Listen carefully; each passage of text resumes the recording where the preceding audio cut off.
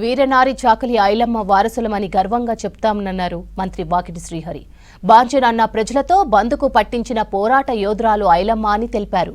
చాకలి ఐలమ్మ స్ఫూర్తితో తెలంగాణ మలిదశ ఉద్యమం ఉవ్వెత్తున ఎగిసిందన్నారు. ఐలమ్మ ఒక సామాజిక వర్గానికి పరిమితం కాదని, అన్ని సామాజిక వర్గాలకు చెందిన వ్యక్తి అని తెలిపారు. హైదరాబాద్ గాంధీ భవన్లో ఐలమ్మ 130వ జయంతి వేడుకల్లో పాల్గొన్నారు మంత్రి వాకిటి శ్రీహరి.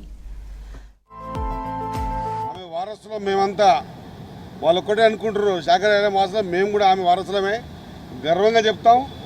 ఆనాడు బాంచన్ దొర అని అనకపోతే పరిస్థితి లేని రోజుల్లో బాంచన్ కాదు బందూకు పడతానేటువంటి వీరనారి ఐలమ్మ గారు.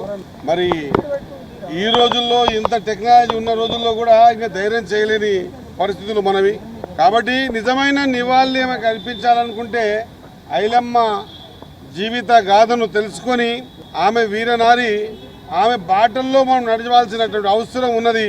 ఖచ్చితంగా అన్ని వర్గాలు వారి వారి సంఖ్యాపరంగా బాగుపడాలనే ఆలోచనతో ఈరోజు ఈ ప్రభుత్వాలు తీసుకున్న నిర్ణయాలకు అనుగుణంగా చాకలి ఐలమ్మ స్ఫూర్తితోనే మలిదశ తెలంగాణ ఉద్యమం ఉవ్వెత్తున లేచి ఈరోజు తెలంగాణ సిద్ధించినటువంటి సందర్భంలో ఐలమ్మ పాత్ర, ఆమె ఆలోచన విధానం, ఆమె ఇచ్చిన స్ఫూర్తి, ఆమె నూరు పోసిన ధైర్యం అనువనువున మా అందరికీ ఉందన్న మాట.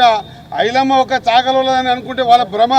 ఐలమ్మ మాది కూడా ఈ తెలంగాణ రాష్ట్రానిది, బీద బడుగు బలహీన వర్గాలది, మా అందరిది చాకలి ఐలమ్మ. కాబట్టి మరి మా ఐలమ్మ ఆశయాల సాధనకు ఆమె ఇచ్చిన స్ఫూర్తిని తీసుకొని ఈరోజు ధైర్యంగా ముందుకు రావాల్సినటువంటి అవసరం ఉంది.